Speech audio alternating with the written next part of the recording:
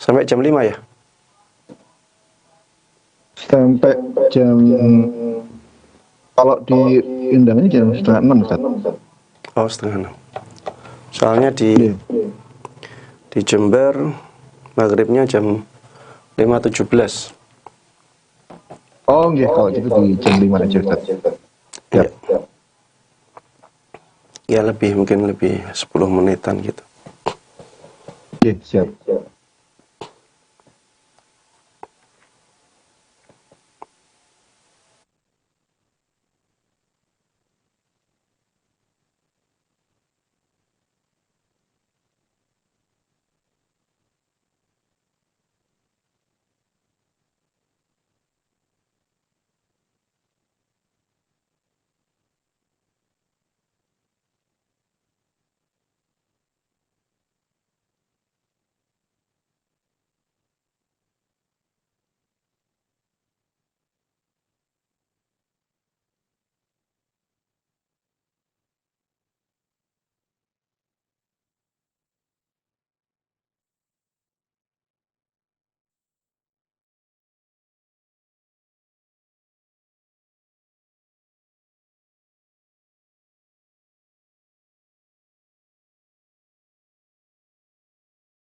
Bisa dimulai Ustaz?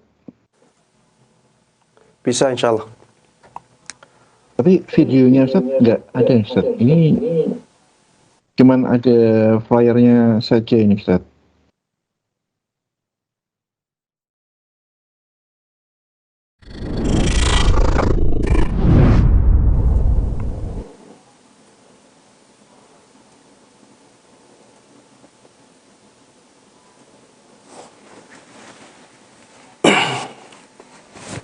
Sudah kelihatan?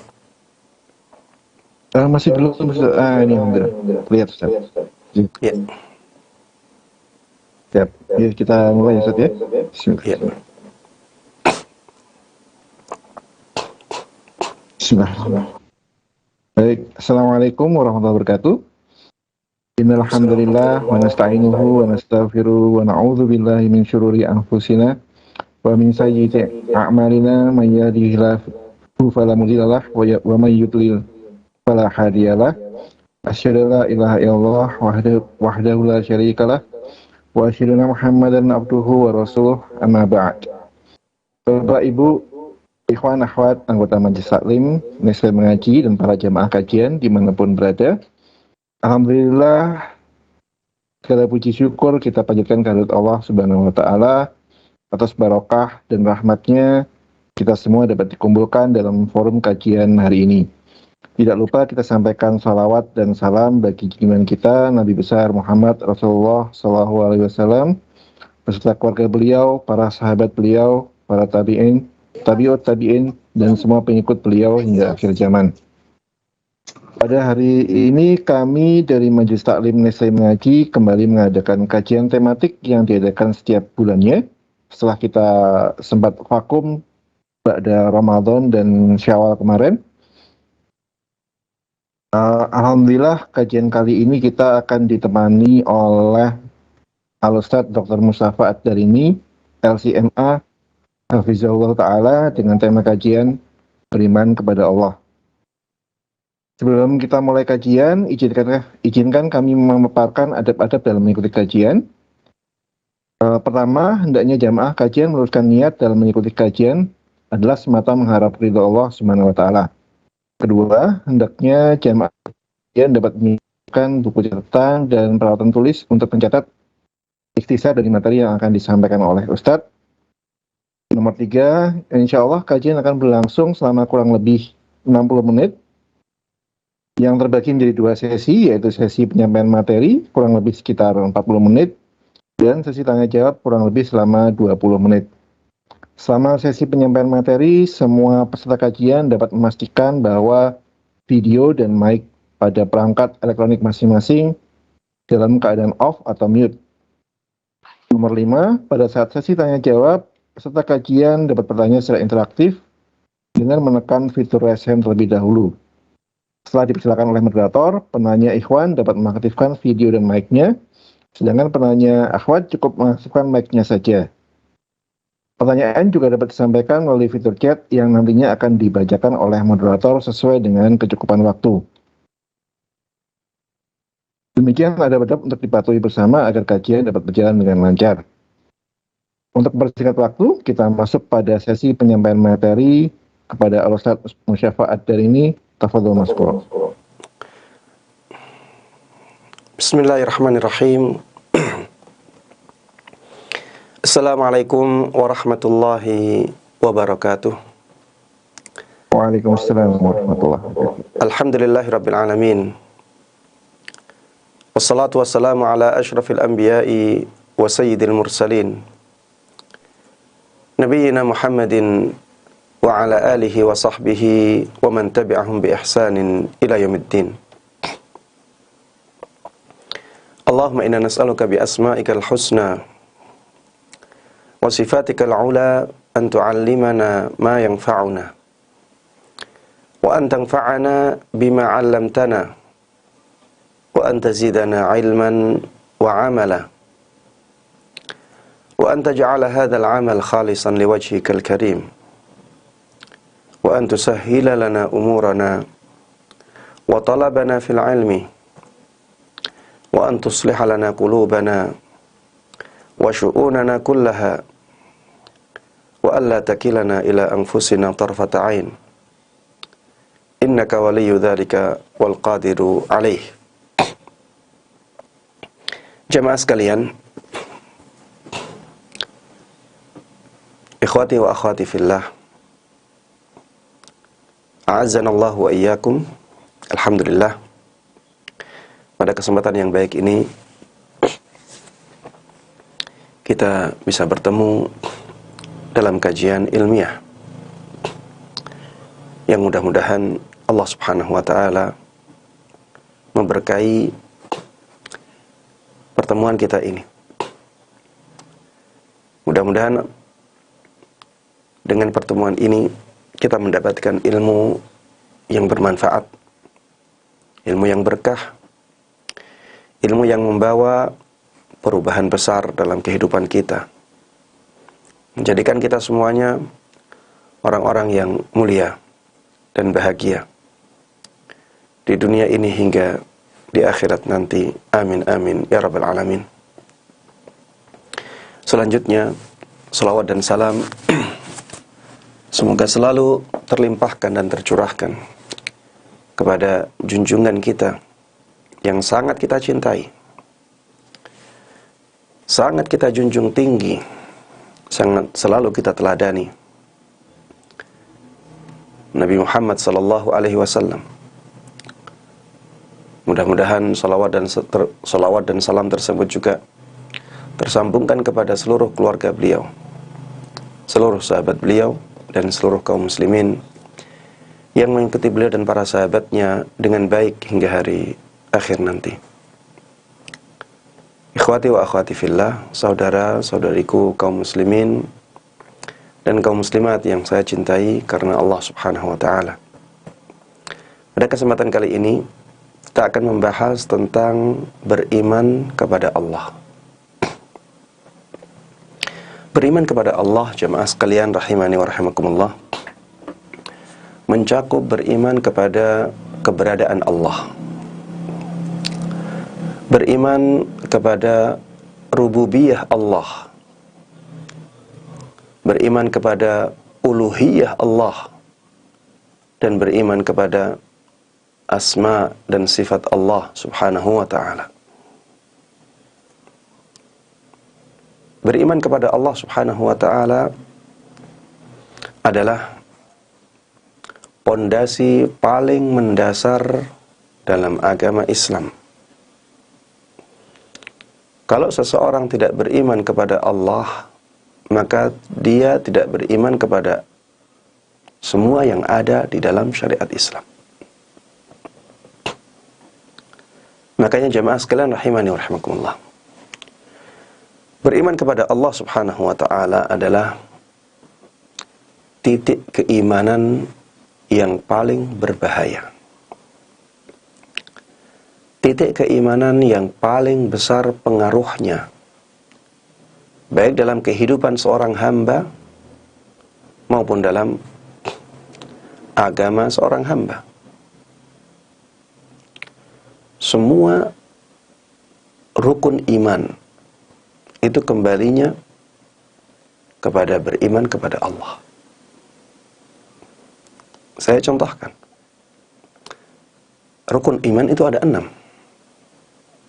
Ada beriman kepada Allah, beriman kepada para malaikatnya, kitab-kitabnya, rasulnya, beriman kepada hari akhir, beriman kepada takdir. Coba renungkan jamaah sekalian rahimani wa rahimakumullah. Dari 6 rukun iman ini, semuanya kembali kepada beriman kepada Allah. Coba kita lihat rukun iman yang kedua, iman kepada para malaikat Allah. Para malaikat Allah. Kalau seseorang tidak beriman kepada Allah, gimana dia akan beriman kepada malaikatnya? Malaikat ini,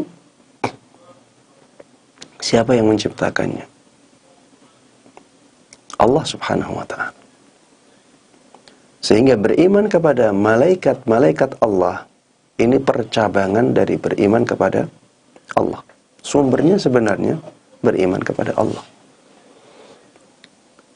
Rukun iman yang ketiga, beriman kepada kitab-kitab Allah. Renungkan kata-kata kitab-kitab Allah.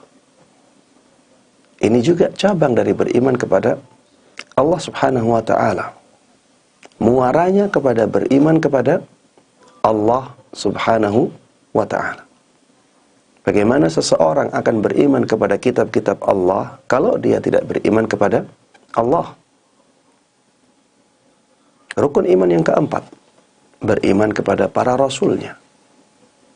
Para rasul Allah.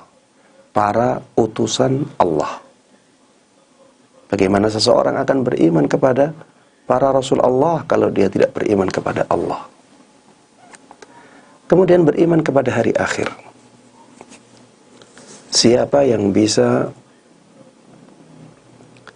menjadikan hari akhir ada? Siapa yang bisa membangkitkan mayat-mayat manusia? Bahkan jasad-jasad manusia yang sudah rusak tersebut. Kalau seseorang tidak beriman kepada Allah, tidak beriman kepada kekuasaan Allah subhanahu wa ta'ala dalam membangkitkan hamba-hamba Allah ini, dalam membangkitkan makhluk-makhluk Allah ini, bagaimana dia akan beriman kepada hari akhir? Semuanya muaranya ke sana. Muaranya kepada keberadaan Allah, kepada kekuasaan Allah subhanahu wa ta'ala. Allah berkuasa atas segala sesuatu. Kemudian yang terakhir, iman kepada takdir. Takdirnya Allah. Jelas. Semua rukun iman yang 6 ini muaranya kepada iman kepada Allah subhanahu wa ta'ala. Makanya jamaah sekalian rahimani wa rahimakumullah, beriman kepada Allah subhanahu wa ta'ala ini sangat penting untuk kita pupuk, untuk kita kuatkan. Di zaman kita ini banyak orang-orang yang menyaksikan adanya Allah. Di zaman kita ini pemahaman ateis semakin kuat.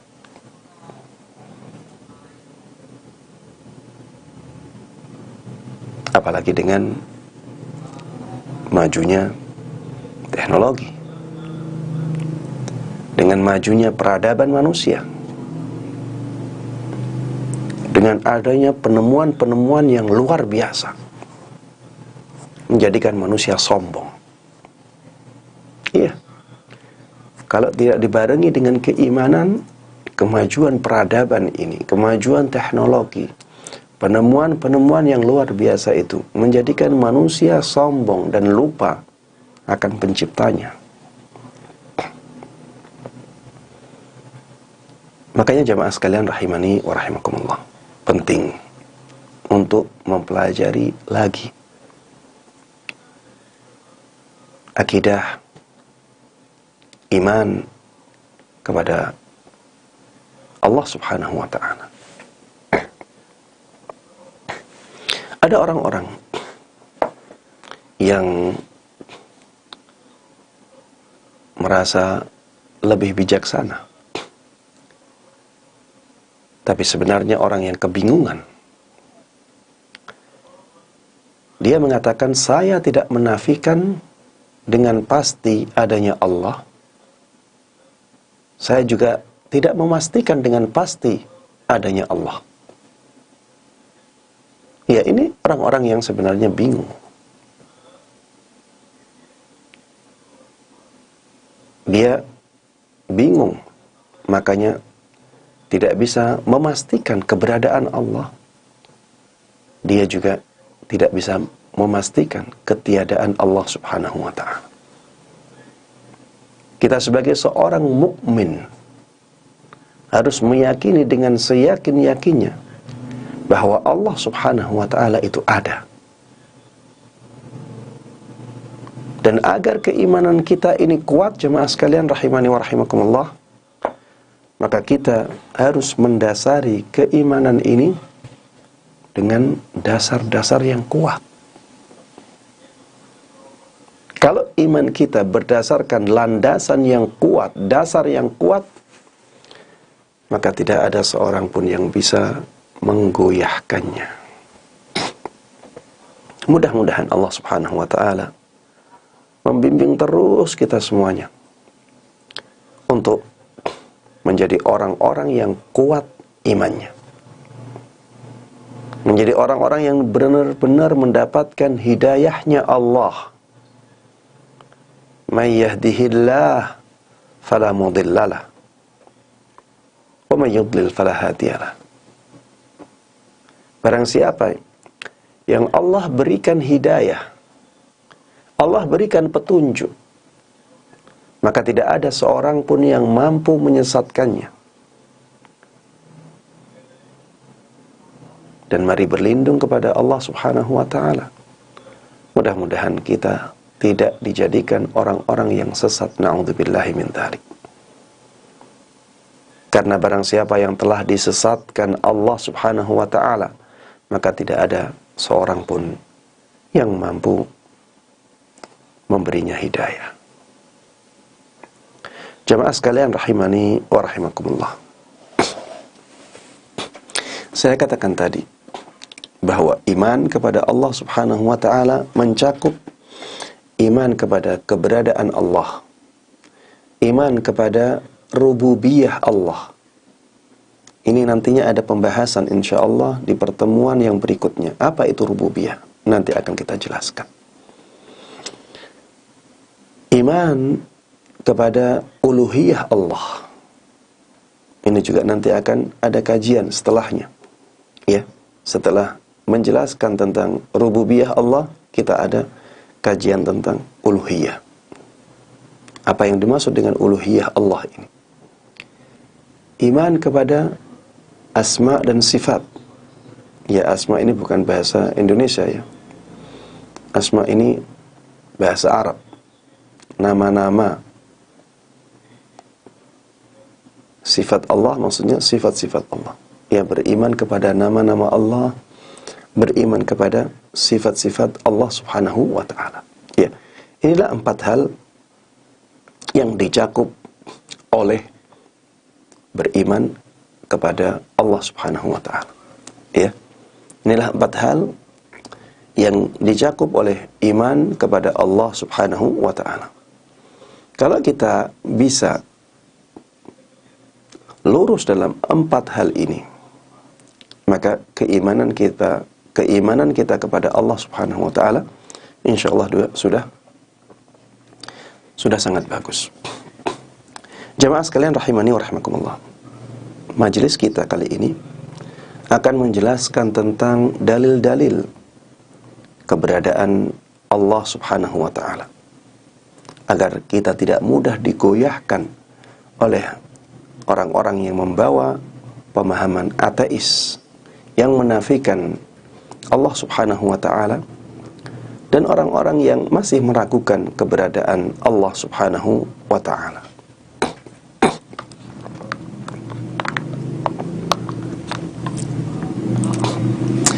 Dalil-dalil yang menunjukkan keberadaan Allah Subhanahu wa ta'ala terbagi menjadi dua. Ada dalil yang berupa nas dari syariat, ada dalil yang dari logika kita sebagai seorang manusia. Dan dua dalil ini jamaah sekalian rahimani wa rahimakumullah, dua-duanya adalah dalil syariat. Dalil dari nas, dari Al-Quran, dari sunnah, ini dalil syariat. Begitu pula dalil akal, ini diakui oleh syariat. Dalil logika itu diakui oleh syariat. Makanya di dalam Al-Quran, Allah Subhanahu wa ta'ala sering mengajak hambanya untuk menggunakan akalnya. Afala tatadzakkarun, tidakkah kalian ingat dengan akal? Afala ta'qilun, tidakkah kalian berpikir? Tidakkah kalian gunakan akal kalian? Afala tatafakkarun, tidakkah kalian berpikir? Afala yatadabbaruna al-Qur'an, tidakkah mereka merenungi Al-Qur'an dengan akal? Makanya jemaah sekalian rahimani wa rahimakumullah, logika kita ini diakui oleh syariat selama logika itu tidak bertentangan dengan syariat. Jadi logika manusia itu diakui oleh syariat selama tidak bertentangan dengan syariat. Karena logika kita ini kemampuannya terbatas. Kalau dia masih sesuai dengan syariat, tidak bertentangan dengan syariat, diterima oleh syariat. Tapi kalau sudah bertentangan dengan syariat, kita harus dahulukan syariatnya. Karena syariat itu Rabbani. Syariat itu dari Allah Subhanahu wa ta'ala, tidak mungkin salah. Sedangkan akal manusia dari manusia, kemampuan dia dan kemampuan manusia itu sangat terbatas. Semua kemampuan manusia itu sangat terbatas. Begitu pula akalnya. Kita bisa samakan dengan mata kita. Mata kita punya kemampuan yang luar biasa, tapi dia sangat terbatas kemampuannya. Hidung kita punya kemampuan yang luar biasa, tapi dia punya keterbatasan. Telinga kita punya kemampuan yang luar biasa, tapi dia punya keterbatasan. Begitu pula dengan akal manusia. Dia punya kemampuan yang luar biasa, tapi tetap dia punya keterbatasan. Taib. Sekarang kita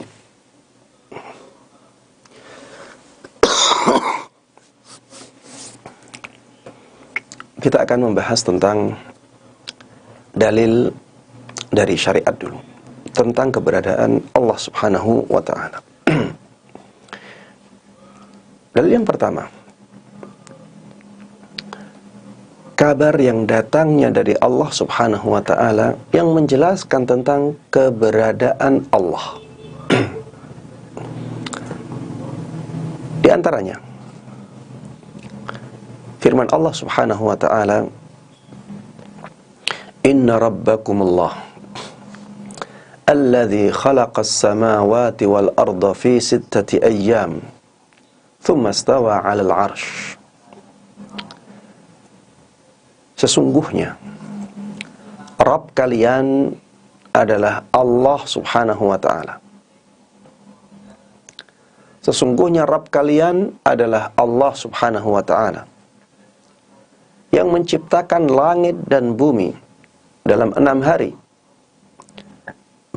Kemudian dia beristiwa, meninggi di atas arsy-Nya. Yughshil laila wan nahara yatlubuhu hathitha. Dia memasukkan malam ke dalam siang, dan keduanya bergerak cepat. Wasyamsa wal qamara wan nujuma musakhkharatin bi amri. Dia juga yang telah menciptakan matahari, menciptakan bulan, menciptakan bintang-bintang, semuanya tunduk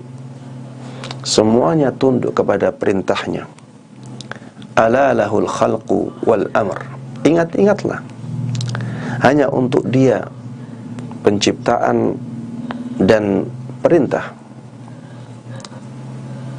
Tabarakallahu Rabbul Alamin. Maha mulia Allah subhanahu wa ta'ala, Rabb semesta alam. Lihatlah jemaah sekalian rahimani wa rahimakumullah, ayat ini di surat Al-A'raf ayat 54. Ini menunjukkan bahwa Allah itu ada, karena Allah mengatakan di dalam kitabnya, di dalam Al-Quran, yang tidak ada seorang pun yang bisa memalsukannya, tidak ada seorang pun yang bisa membuat sepertinya, tidak ada seorang pun yang mampu melenyapkannya di muka bumi. Ya, tidak ada seorang pun yang mampu melenyapkannya dari muka bumi. Allah mengatakan di dalam kitabnya yang Allah lindungi, bahwa dialah Allah Rabb semesta alam. Dialah Allah yang menciptakan bumi ini. Dialah Allah yang menciptakan matahari, menciptakan bulan, menciptakan bintang-bintang, menciptakan langit. Ini semuanya ciptaan Allah. Kalau ciptaannya ada, berarti penciptanya ada. Tabarakallahu Rabbul Alamin. Maha mulia Allah subhanahu wa ta'ala, Rabb semesta alam. Di dalam ayat yang lain, Allah subhanahu wa ta'ala mengatakan, Ya Musa, inni anallah Rabbul Alamin. Ini di surat Al-Qasas ayat 30. Wahai Musa, sesungguhnya aku adalah Allah, Rabb semesta alam. Allah mengabarkan sendiri kepada Nabi Musa, dan Allah abadikan di dalam Al-Quran. Wahai Musa, sesungguhnya aku adalah Allah, Rabb semesta alam. Di dalam ayat yang lain, di surat Taha ayat 14, Allah katakan, Innani anallah, la ilaha illahu, la ilaha illa ana, fa'budni, wa aqimis salata li dzikri. Allah subhanahu wa ta'ala katakan kepada Nabi Musa, Innani anallah, sesungguhnya aku adalah Allah, la ilaha illa ana, tidak ada sesembahan yang berhak diibadahi kecuali aku. Fa'budni, maka beribadalah engkau wahai Musa kepadaku. Wa aqimis salata li dzikri, dirikanlah salat untuk mengingatku. Jadi Allah mengabarkan sendiri bahwa dirinya adalah Rabb. Dirinya adalah Allah yang satu-satunya yang pantas untuk diibadahi.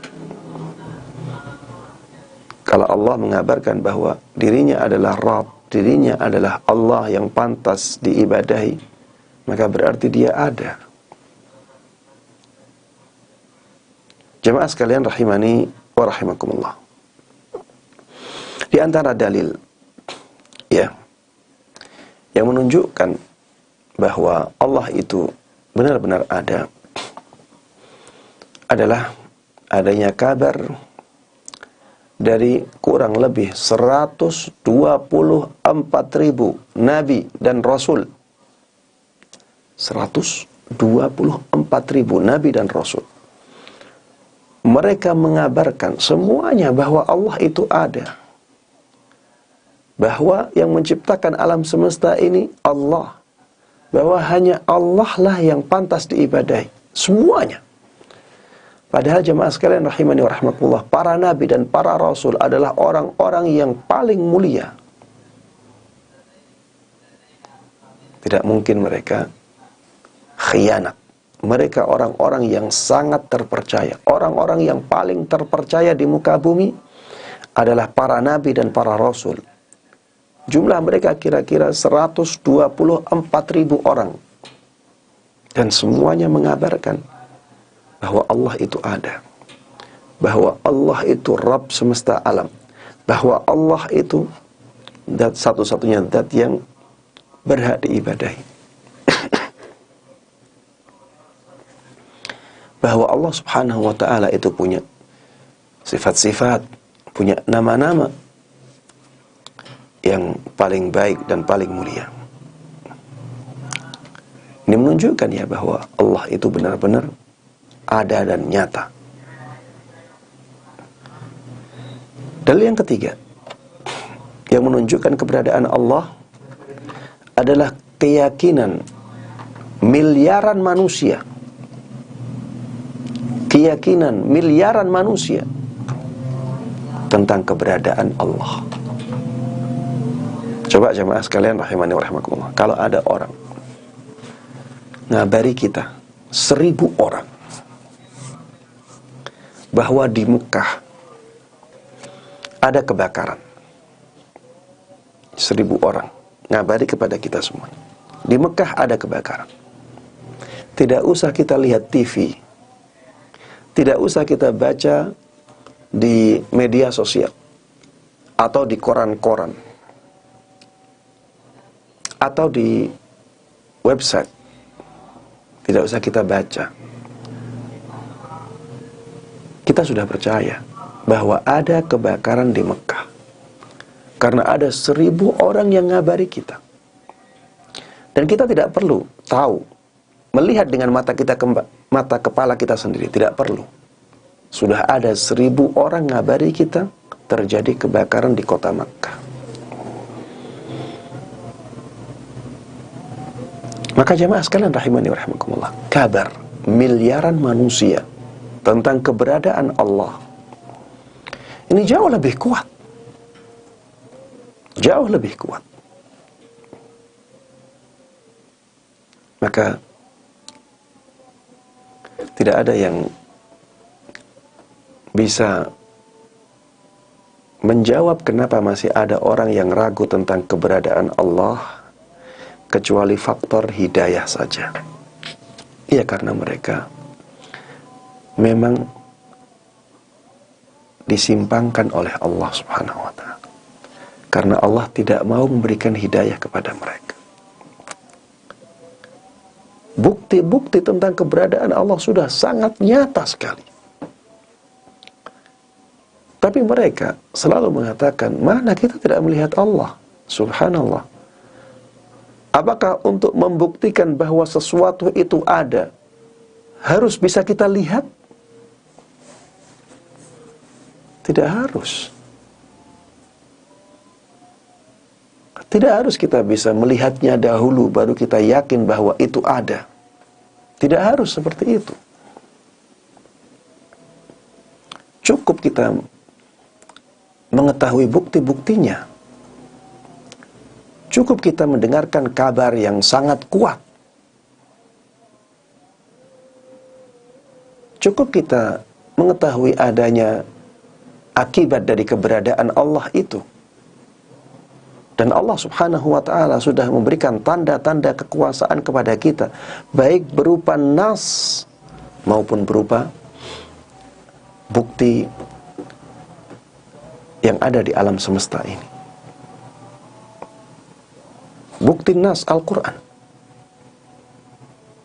Coba Al-Quran ini, dia tidak mungkin buatan manusia jemaah. Tidak mungkin. Dan itu bisa dibuktikan dengan sangat nyata. Bahkan bagi orang-orang yang dia tidak faham bahasa Arab. Al-Quran itu benar-benar bukan dari manusia. Dia dari Allah Subhanahu wa ta'ala. Karena tidak ada kitab yang seperti itu. Tidak ada. Tidak ada kitab ya yang dipercayai oleh miliaran manusia tanpa dipaksa. Tidak ada kitab yang bisa bertahan, padahal banyak sekali orang-orang yang berusaha untuk melenyapkannya dari muka bumi. Tidak ada kitab yang lebih mudah dihafalkan, padahal tebalnya seperti itu. Seperti Al-Quran. Jutaan orang hafal Al-Quran dari awal sampai akhir. Apakah ada kitab selain Al-Quran seperti itu? Tidak ada kitab yang ketika dibaca itu tidak membosankan. Jemaah sekalian rahimani wa rahimakumullah. Tidak ada celah, tidak ada jawaban kenapa masih ada orang yang tidak beriman kepada keberadaan Allah kecuali masalah hidayah saja. Iya, karena Allah tidak memberikan hidayah kepada dia. Karena Allah menghalangi hidayah ke hati dia. Karena Allah halangi hidayah itu, akhirnya dia tidak menerima keyakinan bahwa Allah itu ada. Jemaah sekalian rahimani wa rahimakumullah. Termasuk di antara yang bisa membuktikan bahwa Allah itu ada adalah kabar dari jutaan ulama, orang-orang yang saleh, orang-orang yang jauh dari kedustaan. Mereka berjumlah jutaan dan mereka mengabarkan tentang keberadaan Allah. Mereka mengabarkan semuanya bahwa Allah Subhanahu wa ta'ala itu yang menciptakan alam semesta ini. Bahwa Allah Subhanahu wa ta'ala itu zat yang pantas diibadahi. Tidak ada yang pantas diibadahi selain dia. Bahwa Allah Subhanahu wa ta'ala punya nama-nama yang paling baik, dan itulah Asmaul Husna, dan punya sifat-sifat yang paling mulia. Ini kita dapatkan dari jutaan ulama yang mereka orang-orang yang saleh, orang-orang yang dipandang di masyarakatnya, dan mereka orang-orang yang jauh dari kedustaan, jauh dari kebohongan. Apa yang mereka ucapkan adalah kebenaran. Apalagi kalau mereka sepakat, jutaan orang sepakat. Ini yang berkaitan dengan dalil-dalil naqli atau dalil-dalil dari nas yang berkaitan dengan keberadaan Allah Subhanahu wa ta'ala. Kita beranjak kepada dalil-dalil logika yang menunjukkan bahwa Allah itu ada. Logika manusia menunjukkan Allah itu ada. Dalil yang pertama yang bersumberkan dari logika adalah adanya alam semesta ini dan makhluk yang ada di alam semesta ini dengan berbagai macam bentuknya. Ini tidak mungkin ada tanpa pencipta.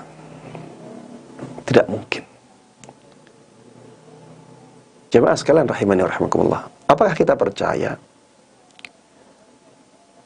ada sesuatu yang sangat sederhana terjadi dengan sendirinya? Saya misalkan ya, sangat sederhana. Apakah mungkin ada tulisan Bismillah atau tulisan Halo tapi tidak ada yang nulis? Di logika kita masuk ini sangat sederhana. Tulisan Bismillah atau tulisan Halo. Kita mendapati di depan kita ada tulisan Halo. Di depan kita ada tulisan Bismillah. Apakah kita percaya ketika ada orang mengabarkan ini tidak ada yang nulis? Dia terjadi dengan sendirinya. Logika kita tidak masuk. Sangat sederhana. Kalau ada pesan WA sampai kepada kita, Assalamualaikum, apakah kita bisa percaya bahwa pesan tersebut sampai kepada kita tanpa ada orang yang menulisnya? Atau kalau misalnya bukan orang, tanpa ada sesuatu yang menyampaikannya kepada kita, logika kita tidak akan percaya itu. Padahal alam semesta ini sangat rumit sekali. Untuk merumuskan hukum sesuatu, itu butuh orang yang sangat banyak. Dan sampai turun-temurun, ya, teori tentang sesuatu. Ini butuh orang-orang yang sangat cerdas. Butuh orang-orang yang banyak untuk menemukan teori itu. Padahal itu teori dari bagian kecil alam semesta ini. Dan itu sangat rumit. Apakah mungkin itu terjadi dengan hukum yang pasti seperti itu? Hukum fisika, jamaah sekalian rahimani wa rahimakumullah. Hukum-hukum pasti itu. Hukum fisika berkaitan dengan alam semesta ini. Jadi ada seperti ada aturan pasti dalam alam semesta ini. Apakah mungkin sesuatu yang sangat rumit seperti ini tidak ada penciptanya? Tidak mungkin, jemaah. Bagian dari alam semesta ini yang kecil-kecil saja kita sangat takjub, ya. Gimana ada virus bisa hidup, itu sangat menakjubkan. Virus sangat kecil sekali, mata kita saja tidak bisa melihatnya secara langsung. Tapi subhanallah, dia bisa hidup. Dia bisa mempengaruhi manusia. Dan itu ada teorinya. Ada hukum yang berlaku pada virus itu. Ya subhanallah. Apakah ini terjadi tanpa ada orang atau sesuatu yang mengaturnya, yang menciptakannya? Ya, ini akal kita tidak bisa ya menerima itu. Akal kita hanya bisa menerima bahwa itu ada karena ada penciptanya. Dan kalau akal kita bingung siapa penciptanya, sudah ada jutaan manusia yang mengatakan bahwa penciptanya adalah Allah. Ada jutaan ulama yang mengatakan bahwa penciptanya adalah Allah subhanahu wa ta'ala. Sudah ada ratusan ribu nabi yang mengatakan bahwa penciptanya adalah Allah subhanahu wa ta'ala. Sudah ada Al-Quran yang menjadi hujjah bagi manusia bahwa yang menciptakannya adalah Allah subhanahu wa ta'ala. Itu yang kecil, belum yang besar. Yang besar sekali. Galaksi, kumpulan galaksi. Bahkan galaksi kita ini, kalau dilihat secara makro lebih besar lagi, itu juga seperti kumpulan debu, jamaah. Saking besarnya alam semesta ini. Dan itu berada di bawah aturan alam semesta. Dan sangat teratur. Apakah seperti ini ada tanpa pencipta, jamaah? Kemudian jamaah sekalian rahimani wa rahimakumullah. Di antara yang menunjukkan keberadaan Allah dari logika, ya, adanya Al-Quran, adanya Nabi yang diutus kepada kita. Al-Quran ini ada, ya, sebagaimana alam semesta ini ada. Tidak luput, ya, dari sesuatu yang mengadakannya. Dan di dalam Al-Quran disebutkan bahwa ini adalah firman Allah subhanahu wa ta'ala. Ya. Kitabun anzalnahu ilaika mubarakun liyadabbaru ayatih waliyatadzakkar ulul albab. Al-Quran adalah kitab yang kami turunkan, Allah yang menurunkan. Dan Al-Quran ini adalah kitab yang penuh dengan keberkahan, agar orang-orang bisa mentadabburinya, mentadabburi ayat-ayatku, liyadabbaru ayatih, agar orang-orang bisa merenungi ayat-ayatnya Allah. Jadi Al-Quran itu tanda-tanda kekuasaan Allah subhanahu wa ta'ala. Waliyatadzakkara ulul albab, dan agar orang-orang yang akalnya sehat, akalnya cerdas, bisa ingat dengan merenungi ayat-ayat Al-Quran.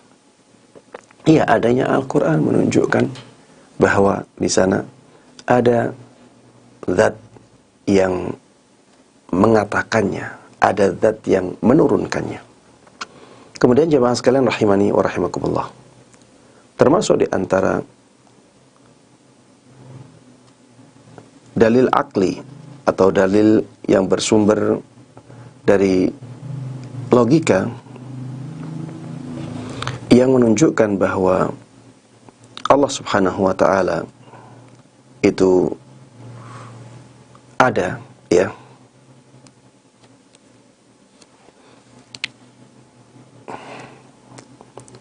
adanya sistem yang sangat sempurna di alam semesta ini. Adanya sistem yang sangat teratur di alam semesta ini. Alam semesta ini sangat teratur sekali sistemnya. Tidak mungkin sistem yang sangat teratur, yang sangat kompleks seperti itu ada dengan sendirinya tanpa diciptakan oleh siapapun. Ya, ini juga dalil logika. Sistem ini ada di dunia manusia, ya. Manusia, kalau kita lihat ya, sistem yang ada di badan manusia ini sangat kompleks. Tidak ada teknologi yang bisa membuat seperti manusia. Tidak ada. Sekarang saja kalau orang menciptakan robot, jalannya saja tidak benar, ya, tidak bisa halus jalannya. Belum dia tidak bisa mencari kehidupannya sendiri.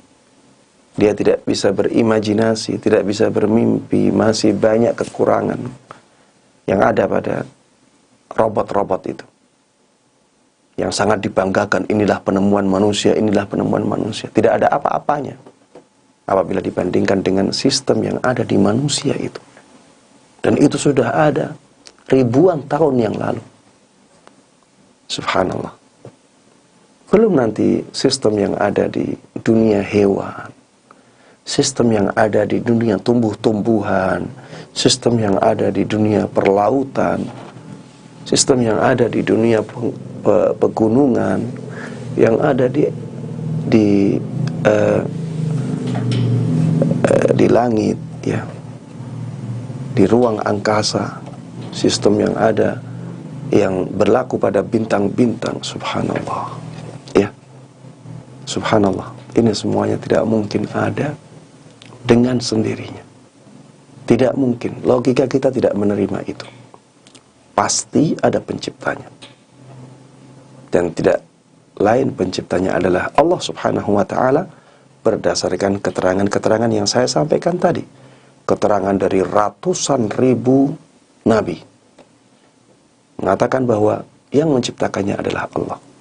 Keterangan dari jutaan ulama, mereka semuanya sepakat bahwa yang menciptakannya adalah Allah subhanahu wa ta'ala. Keterangan dari miliaran orang-orang yang beriman, ya, tidak mungkin mereka semuanya mengabarkan sesuatu yang tidak sesuai dengan kenyataan. Dan penjelasan dari Al-Quran sendiri, kitab Allah yang Allah jadikan sebagai hujjah di tengah-tengah manusia, makanya Allah jaga itu. Tidak mungkin ada orang yang bisa melenyapkan Al-Quran di muka bumi. Tidak mungkin ada orang yang bisa memalsukan Al-Quran. Tidak mungkin ada orang yang bisa menambah-nambahinya. Tidak mungkin ada orang yang bisa mengurang-nguranginya. Ya, ini adalah Al-Quran sebagai hujjah bagi manusia. Inilah jamaah sekalian, rahimani wa rahimakumullah, bukti-bukti tentang keberadaan Allah subhanahu wa ta'ala yang sangat-sangat kuat sekali. Ya, adapun kita tidak bisa melihat Allah subhanahu wa ta'ala saat ini, maka itu telah dijelaskan oleh para ulama, ya, karena keterbatasan kita, karena kelemahan kita. Allah menciptakan kita di dunia ini dalam keadaan sangat lemah. Ya, sebenarnya kalau keadaan kita kuat, ya, maka kita bisa melihat Allah subhanahu wa ta'ala. Tapi karena keadaan kita sangat lemah, itu menjadikan kita tidak bisa melihat Allah subhanahu wa ta'ala. Makanya Allah katakan, la tudrikuhul absar. Tidak ada penglihatan yang bisa mencapai dia. Tidak ada penglihatan yang bisa mencapai dia. Allah subhanahu wa ta'ala katakan kepada Nabi Musa, ketika Nabi Musa mengatakan, qala rabbi arini anzur ilaik. Wahai Rabbku, tampakkan kepadaku agar aku bisa melihatmu. Agar aku bisa melihatmu, ya Allah. Apa kata Allah? Lantarani. Engkau tidak akan bisa melihatku. Karena Nabi Musa masih di dunia, kita masih di dunia, tidak akan bisa melihat Allah. Tapi nanti di akhirat, ketika Allah jadikan ciptaan kita sangat kuat, maka kita bisa melihat Allah subhanahu wa ta'ala. Ya, makanya di dalam surat Al-Qiyamah, Allah katakan, wujuhu yawma idzin nadhiratun ila rabbiha nadhirah. Di hari itu ada wajah-wajah yang berbinar-binar, karena wajah-wajah tersebut melihat Rabb-nya. Jadi di hari kiamat nantinya manusia bisa melihat Allah subhanahu wa ta'ala. Tapi di dunia tidak bisa, karena keadaan kita di dunia sangat lemah. Sedangkan nantinya ketika di akhirat kita sudah dijadikan sangat kuat oleh Allah subhanahu wa ta'ala. Di dalam surat Al-Mutaffifin, Allah subhanahu wa ta'ala mengatakan, kalla innahum ar-rabbihim yawma idzil mahjubun.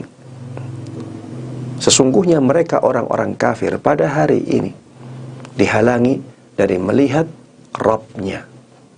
Dihalangi dari melihat Rabb-nya. Orang-orang kafir seperti itu keadaan. Kata Imam Syafi'i rahimahullahu ta'ala, kalau orang kafir dihalangi dari melihat Rabb-nya, berarti orang-orang mukmin akan melihat Rabb-nya. Imam Syafi'i di sini berdalil dengan mafhum mukhalafah. Ya, dalam bahasa kita logika terbalik. Kalau Allah katakan bahwa orang-orang yang kafir tidak akan melihat Rabb-nya karena dihalangi, maka sebaliknya orang-orang mukmin berarti akan melihat Allah subhanahu wa ta'ala karena tidak dihalangi oleh Allah subhanahu wa ta'ala. Demikian jemaah sekalian rahimani wa rahimakumullah, kajian yang bisa kita lakukan pada kesempatan kali ini mudah-mudahan bermanfaat dan diberkahi oleh Allah subhanahu wa ta'ala, dan mudah-mudahan kita semuanya bisa menjadi hamba-hamba Allah yang punya keimanan yang tinggi, sehingga tidak goyah dengan godaan-godaan yang diberikan, atau godaan-godaan yang gencar disebarkan di zaman kita ini. Amin amin ya rabbal alamin. Wassallallahu wasallama wa baraka ala nabiyyina Muhammadin wa ala alihi wa sahbihi wa man tabi'ahum bi ihsanin ila yaumiddin. Walhamdulillahi rabbil alamin. Jazakallah khair Ustaz untuk penyampaian materinya. Kita langsung saja masuk ke sesi tanya jawab ya Ustaz ya. Sudah ada Baik. pertanyaan dari jamaah Ustaz, dari Ukhti Citra. Bismillah, hayakumullah Ustaz. Apa sebab-sebab utama seseorang tidak mendapat hidayah dari Allah? Banyak orang-orang yang zahirnya baik terhadap manusia tapi hingga wafat tidak beriman kepada Allah. Mohon penjelasannya, jazakumullah khair. Iya. Apa yang menghalangi hidayah? Banyak ya yang menghalangi hidayah. Seperti misalnya kesombongan, menghalangi hidayah. Cinta dunia, menghalangi hidayah. Mengikuti keyakinan nenek moyang yang salah, ini menghalangi hidayah. Fanatik kepada figur-figur tertentu, ya, ini juga bisa menghalangi hidayah. Tapi jamaah sekalian rahimani rahimakumullah, semua sebab ini, ya, itu sebenarnya kembali kepada satu sebab. Karena Allah tidak menginginkan orang tersebut mendapatkan hidayah. Karena Allah tahu bahwa dia memang tidak pantas mendapatkan hidayah. Semuanya kembali ke situ. Alhamdulillahilladzi hadana lihada wa ma kunna linahtadiya laula an hadanallah. Segala puji bagi Allah Subhanahu wa taala yang telah memberikan hidayah kepada kami untuk menjalani jalan lurus ini, menjalani agama Islam. Wa ma kunna linahtadiya laula an hadanallah. Dan kita tidak akan bisa mendapatkan hidayah ini seandainya Allah tidak memberikan hidayah kepada kita. Iya, kembalinya kepada ini. Karena Allah berkehendak untuk memberikan hidayah kepada kita atau kepada seseorang. Dan Allah tidaklah memberi hidayah kepada seseorang kecuali karena Allah melihat dia memang pantas menerima hidayah itu.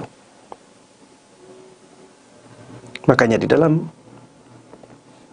surat Al-Qasas Allah Subhanahu wa taala firmankan, innaka la tahdi man ahbabta walakinna Allah yahdi man yasha wa huwa a'lamu bil muhtadin. Sesungguhnya engkau wahai Muhammad tidak akan mampu memberikan hidayah bahkan kepada orang yang engkau cintai. Kepada orang yang engkau cintai sekalipun wahai Muhammad, engkau tidak akan bisa memberikan hidayah. Akan tetapi Allah lah yang memberikan hidayah kepada siapapun, walaupun dia engkau benci wahai Muhammad. Walaupun engkau benci dia wahai Muhammad, kalau Allah menghendaki dia mendapatkan hidayah, dia akan mendapatkan hidayah. Wa huwa a'lamu bil muhtadin. Dan dia tahu, dia lebih tahu siapa yang pantas mendapatkan hidayah itu. Agar kita mendapatkan hidayah, ya kita harus berusaha. Kita harus berusaha untuk menjauhi hal-hal yang bisa menghalangi hidayah, dan berusaha untuk melakukan hal-hal yang bisa mendekatkan kita kepada hidayah. Ya, seperti misalnya belajar agama kepada ustadz-ustadz, kepada ulama-ulama yang lurus akidahnya. Ini termasuk di antara sebab hidayah. Ya, seperti misalnya terus membuka diri, ya, untuk menerima firman-firman Allah Subhanahu wa taala, penjelasan tentang firman-firman Allah, untuk terus menerima penjelasan tentang hadis-hadis Nabi Muhammad sallallahu alaihi wasallam dari para ulama yang memang mumpuni ilmunya, tinggi ketakwaannya, lurus manhajnya, ya. Kita terus membuka diri seperti ini ya bisa menjadikan kita terus berada di atas hidayah, ya. Bisa mendekatkan kita kepada petunjuk Allah Subhanahu wa ta'ala. Jangan sombong, ya. Jangan sombong. Termasuk di antara bentuk kesombongan adalah ketika ada kebenaran nyata di depan kita, tapi kita tolak. Ya, sebagaimana kata Rasulullah sallallahu alaihi wasallam, al-kibru batarul haqq wa qamtun nas. Kesombongan itu menolak kebenaran dan merendahkan manusia, meremehkan manusia. Demikian Allah taala alam. Baik Ustaz, ada pertanyaan lagi yang masuk dari Ibu Ayu Puspitasari. Ustaz, Bismillah. Ustaz, apakah ada tips untuk menjelaskan kepada anak umur 7 tahun kalau semua yang datangnya dari Allah itu dari Allah masuk ujian tuh bagaimana caranya untuk menjelaskan kepada anak umur 7 tahun kalau semua datangnya dari Allah termasuk ujian, agar semisal hal yang kecil seperti terjatuh atau sakit, lalu dia berpikir kenapa Allah membuat aku terjatuh atau sakit. Itu Ustaz. Taib. Anak kecil ya, itu menerima doktrin. Anak kecil itu menerima doktrin, ya, sehingga kepada anak kecil ya kita harus terus mendoktrin mereka dengan doktrin-doktrin yang sesuai dengan dalil, dengan doktrin-doktrin yang lurus. Ya, doktrin itu tidak mutlak buruk ya, tidak mutlak buruk. Doktrin kalau sesuai dengan dalil bagus, ya itu sangat dianjurkan. Jadi walaupun anak kecil pertama sulit untuk menerima, kalau kita ulang-ulang terus, lama-lama dia akan menerima. Ya, jadi tanamkan di benak anak ya bahwa semua yang terjadi itu atas kehendak Allah Subhanahu wa ta'ala. Semua yang terjadi itu atas izin Allah Subhanahu wa ta'ala. Ini harus kita tanamkan dengan mendoktrin terus-menerus itu. Kemudian kalau misalnya anak bertanya, kok saya tidak melihat Allah?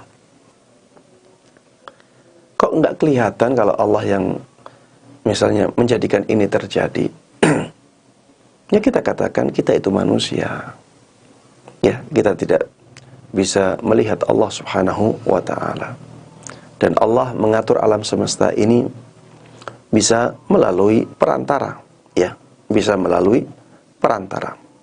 Tidak harus Allah Subhanahu wa ta'ala yang langsung mengaturnya, tapi semuanya atas izin dari Allah, semuanya atas kehendak Allah Subhanahu wa ta'ala. Dan Allah tahu, ya, Allah tahu keadaan kita. Allah yang menjadikan ini semuanya akhirnya terjadi. Itu bisa kita katakan kepada anak, ya. Itu bisa kita katakan kepada anak bahwa semuanya atas kehendak Allah. Kalau misalnya anak bertanya, kenapa Allah menjadikan saya jatuh? Ya, kita bisa sampaikan kepada anak, mungkin karena kamu melakukan keburukan, ya, makanya akhirnya Allah hukum, ya. Seperti itu bisa kita sampaikan kepada anak. Kamu tadi melakukan apa? Ya, mungkin kamu melakukan sesuatu yang tidak disenangi oleh Allah, makanya jangan nakal. Ya, ini hal-hal yang seperti ini bisa kita sampaikan. Memang ya di dalam Al-Quran disebutkan, wa ma asabakum min musibatin fabima kasabat aydikum wa ya'fu an katsir. Musibah apapun yang menimpa kalian itu karena sebab ulah tangan kalian sendiri, karena kesalahan kalian maksudnya. Wa ya'fu an katsir, padahal Allah Subhanahu wa ta'ala sudah banyak memaafkan dosa-dosa kalian. Ya demikian, wallahu ta'ala. Baik Ustaz, ada pertanyaan, saya langsung bacakan dua pertanyaan ya Ustaz ya. Dua yang baru masuk ini. Pertanyaan terakhir ya. Yang pertama, ada pertanyaan, apakah ada ikhtiar yang bisa kita lakukan untuk saudara jauh yang masih murtad, Ustaz, selain mendoakannya gitu ya. Kemudian pertanyaan nomor 2 dari Pak Winarto, beliau bertanya terkait mimpi dan firasat, Ustaz. Bagaimana mensikapinya, karena terkadang ini juga menjadi budaya dan sudah ditafsirkan secara turun-temurun. Mohon sudut pandang dari Ustaz. Taib. Ya, untuk yang pertama tentang orang yang murtad ya. Orang yang murtad, ya memang dia tidaklah murtad kecuali atas kehendak Allah Subhanahu wa taala. Kecuali atas kehendak Allah Subhanahu wa taala. Bagaimana kita mengusahakan untuk mendakwahi dia?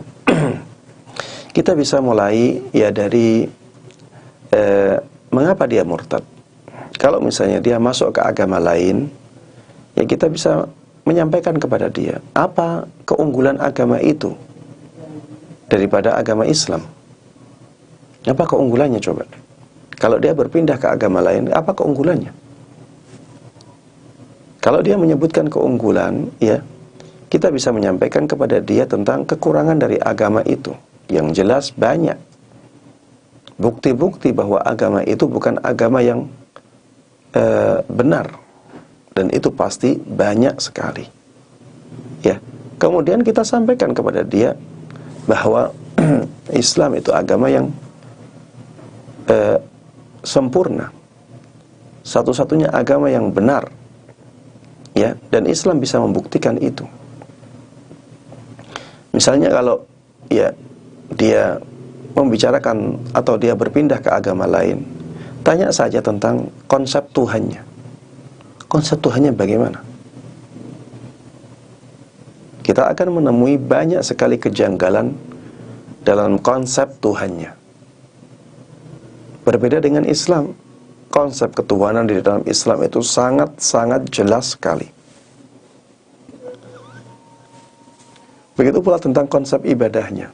Coba lihat, apa konsep ibadah di agama itu?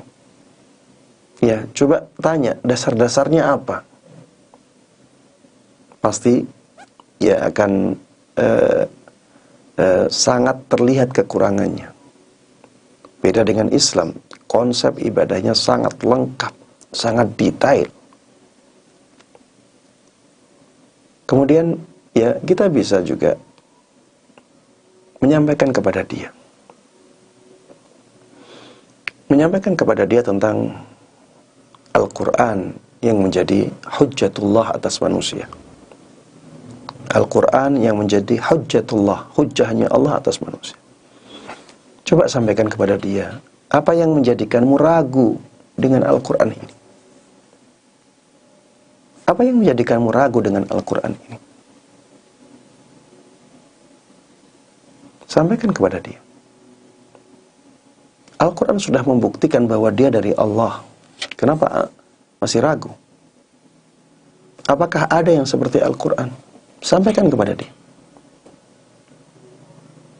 Wa in kuntum fi raibin mimma nazzalna ala abdina fa'tu bi suratin min mithli. Kata Allah dalam surat Al-Baqarah, kalau kalian masih ragu tentang Al-Quran yang kami turunkan kepada hamba kami, kalau kalian masih ragu tentang Al-Quran yang kami turunkan kepada hamba kami, fa'tu bi suratin min mithli. Datangkan satu surat saja yang seperti Al-Quran. Wad'u syuhada'akum min dunillahi in kuntum shadiqin. Dan panggil saja, minta bantuan kepada siapapun selain Allah. Apabila kalian termasuk orang-orang yang jujur, ya, coba sampaikan kepada dia. Ini Al-Quran nantang kita seperti ini. Al-Quran memberikan tantangan kepada kita. Coba bikin satu surat seperti Al-Quran. Apakah kamu bisa? Tidak akan bisa. Coba katakan kepada dia, coba lenyapkan Al-Quran ini, berusaha untuk melenyapkan Al-Quran dari muka bumi ini. Tidak akan ada orang yang bisa. Karena Al-Quran sudah mengatakan, Inna nahnu nazzalna dzikra wa inna lahu lahafizun.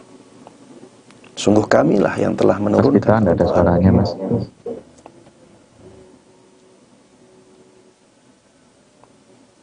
Tidak ada suara.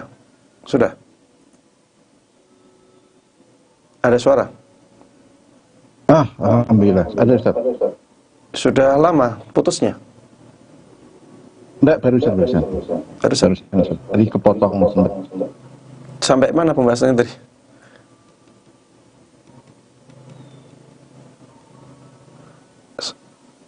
Suara antum nggak ada. Sampai tadi mengenai ikhtiar Ustaz, ikhtiar kita untuk saudara kita yang murtad. Oh.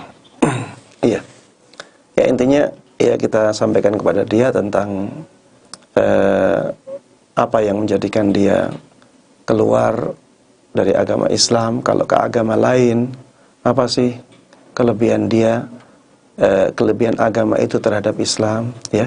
Kalau dia menyebutkan kelebihan, kita sampaikan kekurangan-kekurangannya, konsep ketuhanannya kita sampaikan, kekurangan di konsep ketuhanan itu kita sampaikan, konsep ibadahnya gimana sih di agama itu, kita sampaikan juga kekurangan konsep ibadahnya, ya.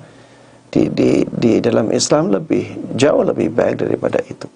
Kemudian kita sampaikan tentang Al-Quran yang menjadi hujjahnya Allah Subhanahu wa Ta'ala kepada para hambanya, ya. Katakan kepada dia, coba bikin seperti Al-Quran, satu surat saja, karena Al-Quran sudah memberikan tantangan kepada dia di dalam surat Al-Baqarah tadi saya sebutkan, ya. Kemudian tantang dia untuk melenyapkan Al-Quran dari muka bumi ini. Apakah dia bisa? Inna nahnu nazzalna dzikra wa inna lahu lahafizun. Allah katakan, sesungguhnya kamilah yang menurunkan Al-Quran dan kami juga yang pasti akan menjaganya. Sampaikan kepada dia juga, coba berusaha untuk memalsukan Al-Quran, pasti tidak akan berhasil. Tantang dia, coba berusaha untuk mengurangi Al-Quran, untuk menambah Al-Quran, tidak akan bisa, ya. Al-Quran tidak akan bisa ditambah, tidak akan bisa dikurangi, karena Allah menjaganya, ya. Coba suruh dia menghafalkan 5 halaman dari kitab sucinya misalnya. Kemudian suruh dia menghafalkan 5 halaman dari Al-Quran. Suruh bandingkan. Pasti yang lebih mudah adalah menghafalkan 5 halaman dari Al-Quran. Karena Allah sudah katakan itu dalam Al-Quran. وَلَقَدْ يَسَّرْنَا الْقُرْآنَ لِلذِّكْرِ فَهَلْ مِن مُدَّكِرٍ. Dan kami telah memudahkan Al-Quran untuk diingat. Tidakkah ada orang yang bisa mengambil pelajaran dari ini? Ya, ini berkaitan dengan orang yang murtad tadi. Tapi pertanyaan yang kedua tadi tentang apa? Pertanyaan yang kedua tentang mimpi, Ustaz, tafsir mimpi. Jadi mimpi dan firasat. Ya. Tentang menyikapi mimpi, ya. Mimpi ya bisa jadi benar, bisa jadi tidak, ya. Kalau mimpi itu sesuai dengan dalil syariat, maka bisa kita lakukan.